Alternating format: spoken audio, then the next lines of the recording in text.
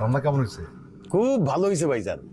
ছোটবেলায় মায়ের হাতের রান্না যেমন ছিল ওই রকম লাগতেছে খাইতে। আম্মাই তো রাঁধছে, এই জন্য আম্মার খাওয়ানোর মতোই লাগতেছে। কি কও ভাবি? মা, তুমি এই বয়সে কেন এত কষ্ট করে রান্না বান্না করতে গেলা? বাবারে, এত বছর পর আসছস, আবার কবে আসবি না আসবি একসঙ্গে কবরে পাবো কিনা, তাই ভাবলাম একটু ভালো মন্দ রান্না খাওয়াই। আর কোনোদিন তো করে রান্না করে খাওয়াইতে পারবো কি পারবো না।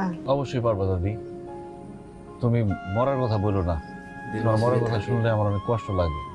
আম্মা, আপনি যে এইগুলি কোন, আপনি জানেন না আপনার এই বড় ছেলের মনটা বেশি নরম, এই আপনি এইগুলি কোন, আর সে সারা রাত ঘুমায় না, খালি কান্দে।